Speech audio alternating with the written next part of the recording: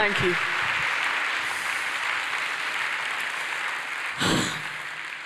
Gosh, big crowd. Good morning, everyone. My name's Varun MAHATME. I'm 15 as of yesterday. Yeah. Thank you. And I'm an aspiring filmmaker, born and bred in Brighton.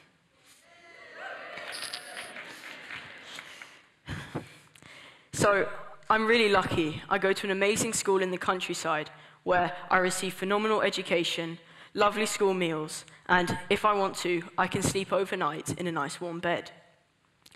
I have a healthy routine. I wake up at 6 a.m., brush my teeth, and have a shower, and I eat a warm breakfast. I then get a hug from my mum and hop on my school bus. On my school bus, I can do a range of things. Usually, I sleep on a Monday, recovering from a busy weekend meeting friends. Or I can finish off some homework, talk to my mates, or listen to some music. But sometimes I just like to look outside.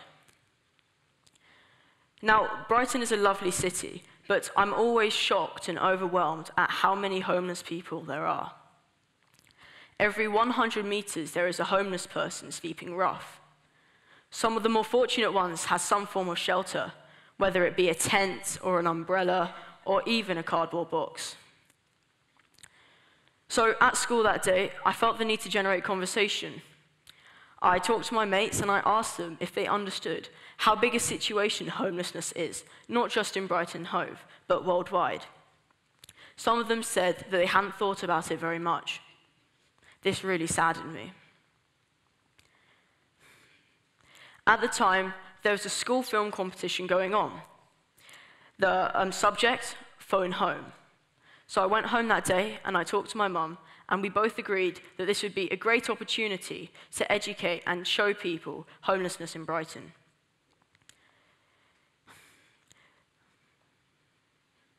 So I set off and I went and I met a great guy called Matt, but it was hard to try and find someone.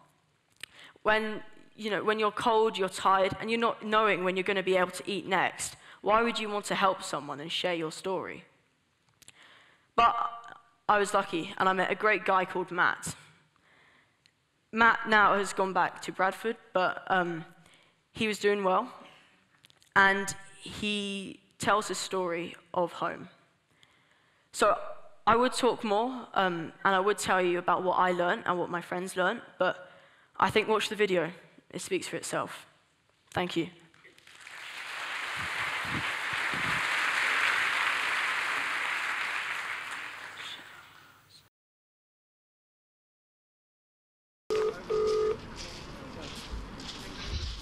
Hello? Hey, Mum. Nearly home. Is dinner ready? Nearly. You've got enough time for a shower before.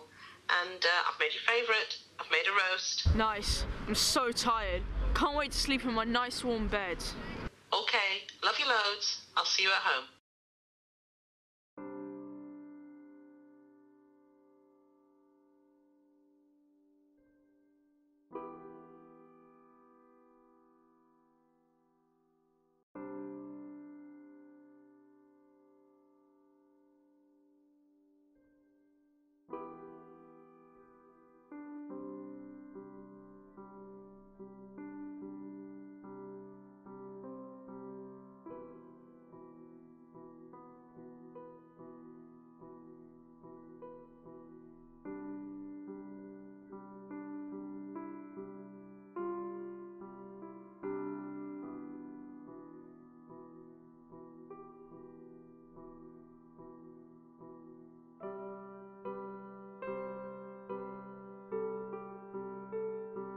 So, where was home? Oh yeah, you know what, that's a really painful one because like I loved him. I was unfortunate. My old dear died of MS when I was 13. So I ended up, I was in prison when she died. So basically I started prison at a young age. I knew I was going to end up wrong because the way I was brought up, I was beaten by my stepdad all the time. So my only escape was to go to people that opened their arms to me, and that was drug addicts. Yeah. So I found life and being a part of the family within that in that circle. But to be honest with you, worst thing, choice I ever made in my life. But that was what I caught home. I lost my mum and my dad. 13 my mum, 14 my dad. Well, that's how old I was. So by rights, I have no connection to anywhere. Yeah. You know what? Home, that's a very, very precious word.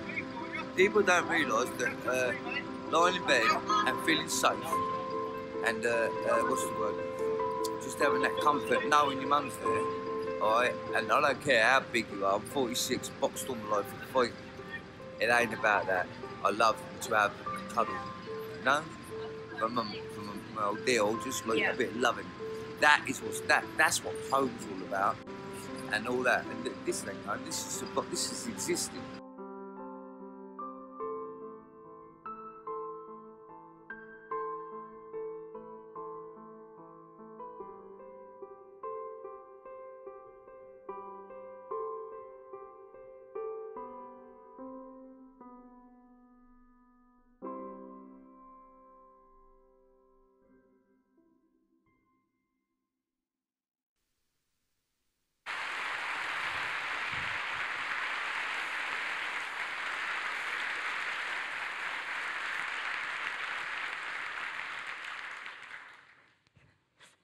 Yeah, it was quite a hard film to make, obviously, to listen to his story of home. But I think what I learned was just sort of, you can't really judge someone by, like, you can't judge a book by its cover, in a way. But yeah, no, I think that's all I've got to say.